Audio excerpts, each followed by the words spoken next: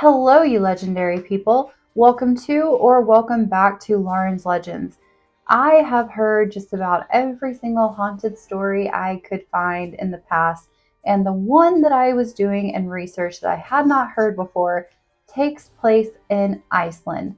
I'm excited to share this with you. Sit back, relax, and enjoy.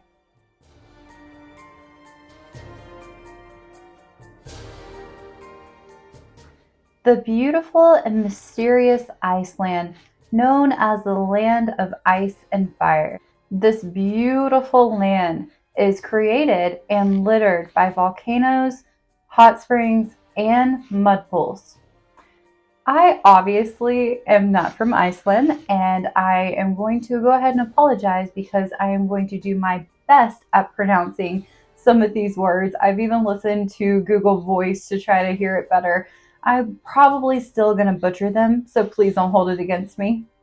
Carrying on, Iceland's largest hot spring is located on a peninsula close to Reykjanes Lighthouse. This also has one of the largest mud pools named Gunnuhver, and it was ranked number 37 of the most haunted places in the whole world by Architectural Digest. This very famous spot is named after an almost 400-year-old ghost story. The story is a mixture of the beautiful and dangerous landscape, vengeance, and murder. But before I get into all that, I would like to paint a scene of the landscape a little bit clearer.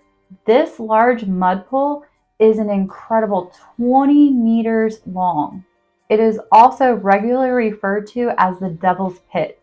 This otherworldly area has many bold colors. It's different oranges and everything that comes from the ground and oxidizes in the air and creates these colors. This mud pool is located so close to the coast that the seawater actually is underground and it heats up to where it's boiling and it bursts out of the surface. At one point, there was an observation platform where you could go out and get close to it. The ground got so hot that it crumbled the platform. The barren and beautiful landscape may be incredible to look at, but it has an ominously dangerous feel for those who don't even know about the legend. The legend came about in the 1700s about a woman named Gunna who was reported to be a witch by the locals. It was said that she had a large pot that she was always brewing something mysterious in. I am very happy that we do not live in a time period that just because we're boiling something, my neighbors don't think I'm a witch. At least I don't think they do. Gunna was reported to be on very hard times, and it was becoming more and more difficult for her to be able to make her rent. One day, her landlord Johnson had had enough, and he decided to go to her house. The only thing of value that he could take from that small house was her last cooking pot. This enraged Gunna. She was flabbergasted that he could take this from her, knowing full well that she would have nothing else to cook with, and the only way that she could fight back was to go on a hunger strike of sorts. She unfortunately succeeded in starving herself to death, which was not her original plan. After she did pass away, the men of the village went and got her and went to bury her, and they were digging her grave, and they heard a distinct, distant voice that sounded like hers say, "No need to dig deep. I do not plan to lie long." This obviously panicked the men, and they decided to keep it to themselves at that time.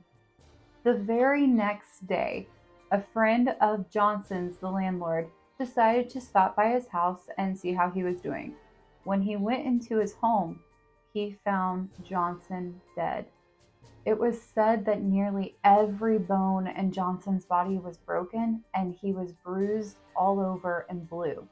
The entire village was in shock. There was no evidence that anybody else had been there, and no one had seen anything out of the ordinary or anyone going into the house. In fear, the locals brought his body and took it to the church and asked the priest to pray over his body. After everyone left the church and the priest was alone with Johnson's body, he began praying over it. But it was as if something was battling him, and it was getting rougher and harder for him to focus on praying. And then he began hearing Gunna's voice. She was battling the priest's prayers as hard as she could because her one goal in the afterlife was to drag Johnson's soul to hell. The priest did not give up, though, and he did not just let Gunna's spirit take him, and he battled her, praying and praying and praying, and he ended up winning, and he shut down her ghost. This drove Gunna's ghost terribly mad. Her spirit believed that this was the only way that she could ever find peace. She was now determined to continue seeking revenge. Then, on the next morning, another villager found Johnson's widow passed away in almost the exact same way. Still, though, this did not feed her revenge in the way that she needed.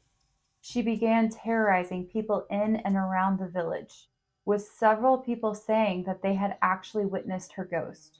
Even travelers that were traveling into that area were said to go crazy mad with rage. Several people and animals would just randomly go missing only to be found later dead.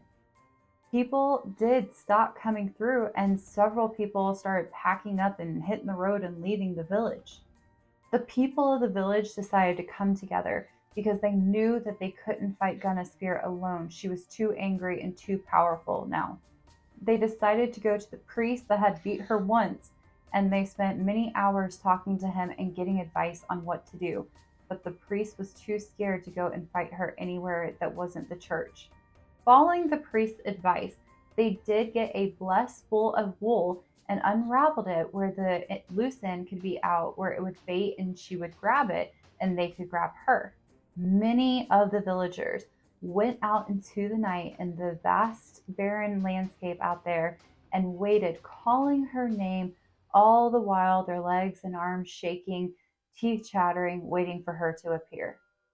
As the night went on and she heard her name being called, she did appear, and as she came closer, she saw a shiny string and decided to grab it. As soon as she grabbed it, the villagers ran over to the mud pool and they dropped it in, and it began sinking. She was caught around her feet with a loose string as the spool went deep into the boiling mud. Many of the villagers remember seeing her being dragged across the hot ground, going into the mud, being pulled deeper and deeper down, with her screams going out across the land. But some people said that they saw her swimming and swimming and she still wasn't burning. But I do like to think that she plummeted to her own eternal prison to be held captive. After this happened, the locals named the mud pit after her so that way anyone that came into this area would know of the dangers. Once she was condemned to this prison, the horrible things around the village did stop happening. The villagers were able to go back to their normal lives and live in peace. To this day, you actually can go to this place in Iceland, and there's plaques that tell the story right beside of this mud pit as a local lesson to keep in mind how dangerous it is. But many of the visitors that go to this area, when they're watching the steam coming out of it, report seeing a woman who looks like she's wailing and in pain coming out of the steam. There is also reports that they see a woman almost swimming and just constantly paddling, and they're tempted to help her only to turn around to not see her there anymore. There are so many folklore, legends, and mysteries out there that have been told generation to generation. And I do believe that the majority of them come from a place of just not understanding. Could this story simply be made up of the danger of this mud hole? You can't go in it, you will not survive. But with so many people seeing something over the last 400 years, could there somehow be truth to this wild legend? Please do let me know your thoughts and your comments in the comment section down below, and your theories of what is actually going on here. Is it just the paradoxia of seeing whatever you want to see in the smoke that's coming from this mud pool, or is it a lady that's been stuck there for over 400 years? Thank you so much for watching. I appreciate you. Please do me a favor and do not forget to like, comment, and subscribe. I appreciate you, and I will see you next time.